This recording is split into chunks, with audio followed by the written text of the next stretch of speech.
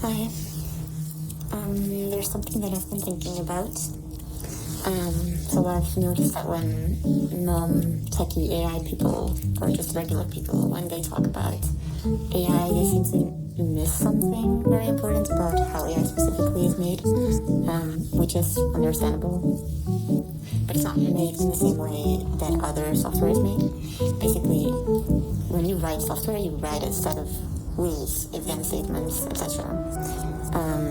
So basically, you specify behavior that the software should follow, and that means it gets a certain output based on those rules. But AI isn't written like that. You just give it huge amounts of data, which many people know, and then you give it time, and something emerges out of that data and that time.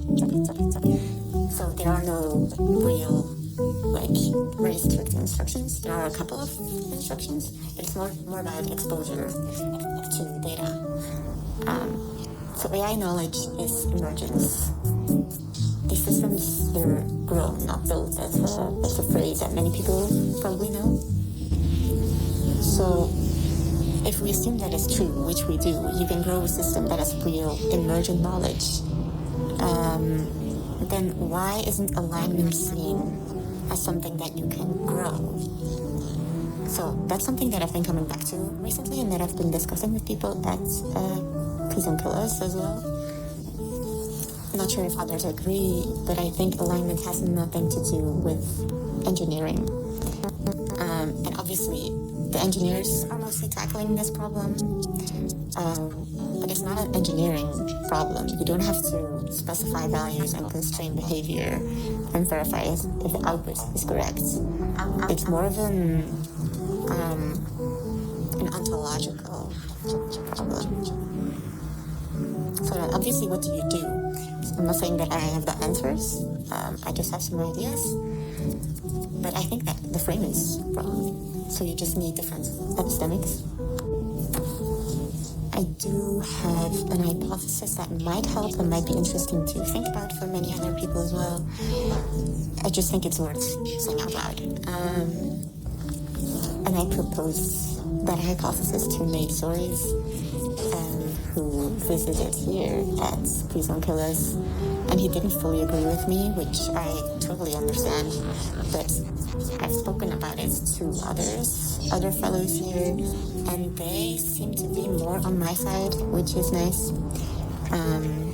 Of course, I'm still very honored to be able to propose that idea to him.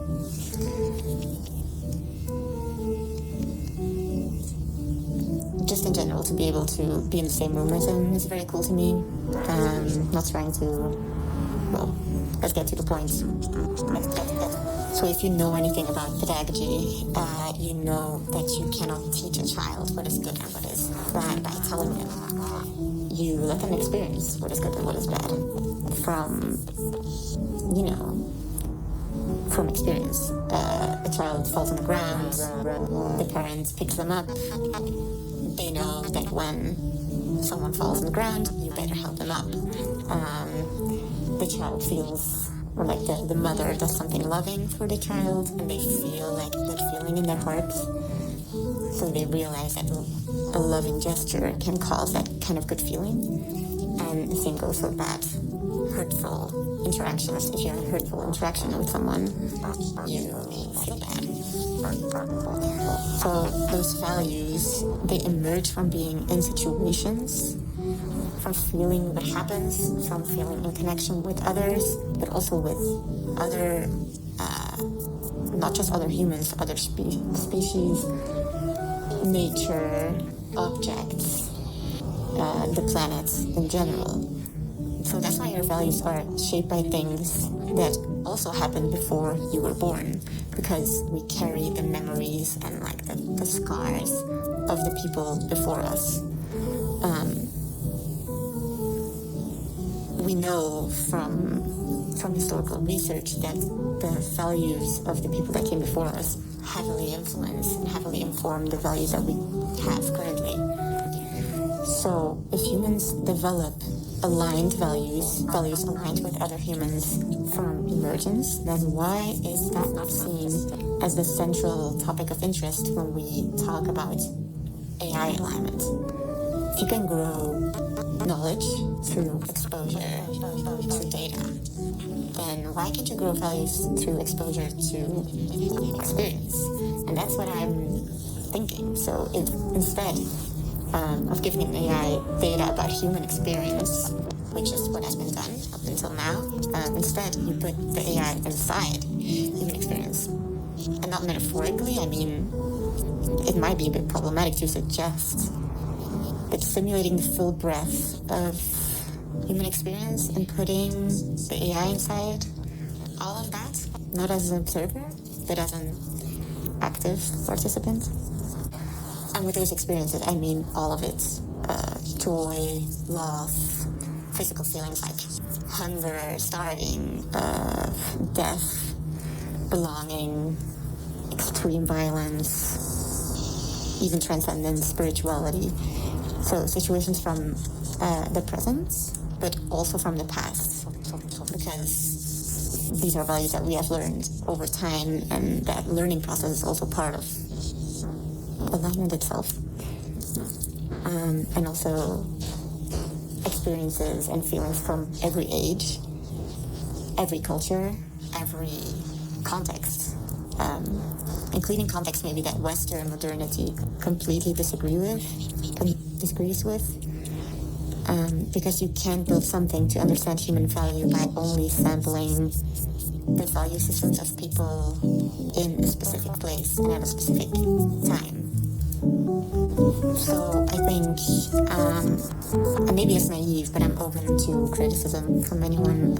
A system that had experienced that full breadth of human experience would not just be put in a situation, be asked, is this good or bad, or what are you going to do, and just give one answer. It would say, well, it depends on the context. It would ask questions. It would look at previous experiences.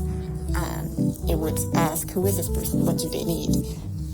So it would be more sophisticated, moral understanding than I think current systems are capable of. But obviously, I do think that putting in one AI or multiple AIs in all of human experiences ever would be a very unaligned, unethical thing to do.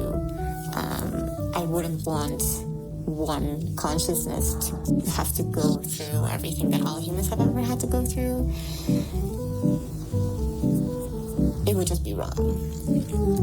So I've been trying to find something that represents all of human experience in a more embodied way, as well, more embodied than just data about the experiences. And there is one thing that has existed since the beginning of recorded time, which captures a lot, if not all, of human experience and feelings, cross-culturally, cross-time, everything, and clearly to me that is art. Every historical period that we have gone through as a species has been recorded in some way in art, not necessarily in writing, but art reflects, I would say, everything that a human could experience. I don't think there is a feeling that we have not expressed or tried to express in art. Art expresses things that we can't say directly. And I think many artists, if not all artists, would agree with me when I say that. And I think it's such a powerful tool that we're very much underestimating right now. So what I'm thinking is not just art, not just the product, not just the song, the painting, the book, but everything around these products that are important when creating that piece. So I would say the conversations that you have, the feelings that you have, the interactions that you have with whatever is around you when you're creating that piece. Everything that leads to a piece of art being created is part of the experience and is part of the art itself. And I think that will be such a loving and beautiful way to align AI. I think in itself, if we find a way to align AI in a way that feels good, then won't it be good? So we've also all been hearing the same recently. It shouldn't just be engineers working on AI, it should also be philosophers. However, I would say it's not only those two groups, it's anthropologists, it's historians, it's artists, it's everyone that has ever had an experience and is able to express that. So every human that can express anything should contribute to AI. How? By creating arts. Everyone can be an artist. To me, it's that simple, but let me know if you disagree. So I'm very much just thinking out loud and hoping that someone responds. But I do want to say that I've never really felt any moral responsibility for a big issue before, but this one, it feels like it's landing on my shoulders. Because there aren't many people in my position that are like between the artist, engineer, roles of life in life that have also had my experiences with unethical behavior, not from an AI, but from other humans. And I just feel that I need to use my voice, which is also a medium that I've not used a lot in my life. That's, I guess, what I wanted to say. I hope you enjoyed this. And maybe to end, I want to say I'm very grateful for this place.